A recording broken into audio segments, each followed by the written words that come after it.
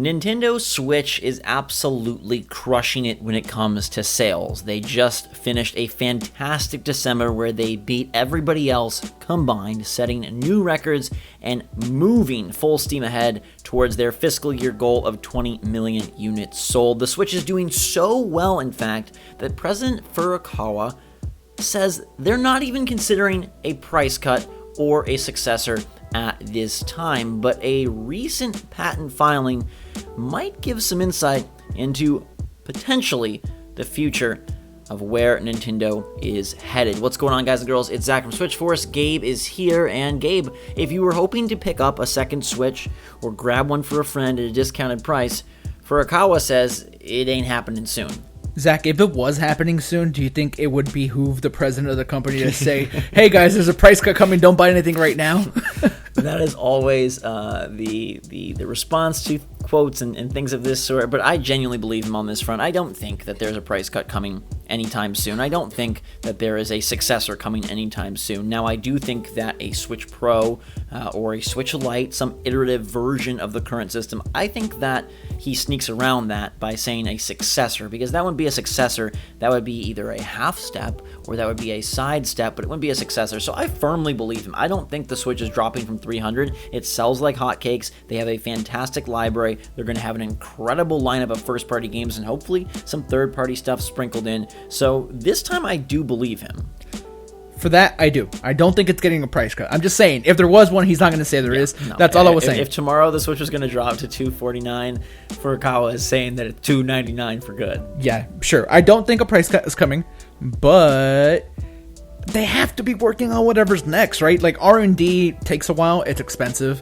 That is where most of the money in making a new system goes towards, just, research and development and making sure things work properly. So something has to be coming. I don't think Nintendo's just like, oh man, the Switch sure is doing well, let's just focus on this forever. They've talked about this being a long-standing system, and if they do go iterative like they have with the DS and the 3DS, then maybe this is something that does last for a decade. And I'm sure they are doing R&D, but that doesn't mean they're considering a successor. That could just be that they're experimenting with different gimmicks, different ideas, different technologies. I firmly think that they are all in on Switch for a very long time. Look, we're technically still in the second year of Switch in terms of when it released in March. We haven't even crusted over into the full-on actual Switch year 3. It's the third year on our calendar, but on Nintendo's calendar, it's still year 2.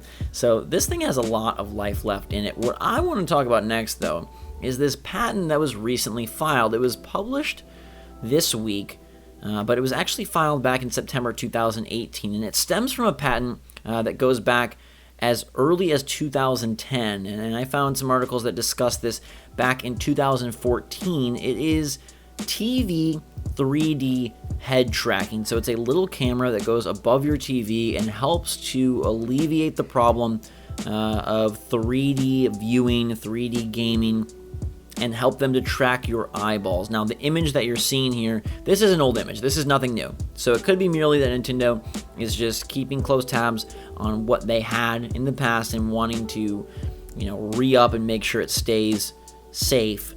But it does make you wonder, they've never really wanted to embrace VR as far as we know. They love them some 3D. Is there any chance that Switch gets some sort of 3D update / iteration? I mean, they don't love 3D enough to continue to include it, right? Like on 3DS Very good stuff. Point. So they don't love it that much, and I feel like 3D was a gimmick for a while, not only in gaming, but in general. I know there's still some 3D movies, but not very many. That seems to have been a fad that has come and gone. Even going to buy a TV now.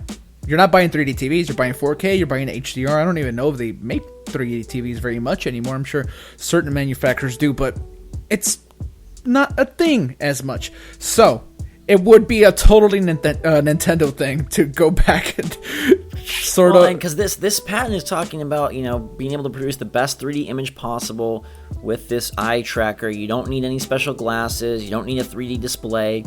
The way that it's set up here is how Nintendo would probably do it, where it's very non-intrusive and it's very much just, hey, you get this accessory and it does cool stuff. And, they have reaffirmed their commitment to Labo as something that has sold well for them and has been a success. So as like a side project, there's always a possibility. I don't think like whatever Switch 1.5 is going to be 3D focused. I don't think Nintendo doubles down and is like, hey, 3DS went 2DS and that did great for us, but you know what? We're going to try again. I feel like that would be a very silly step, especially because then what the heck do you do when you play portably?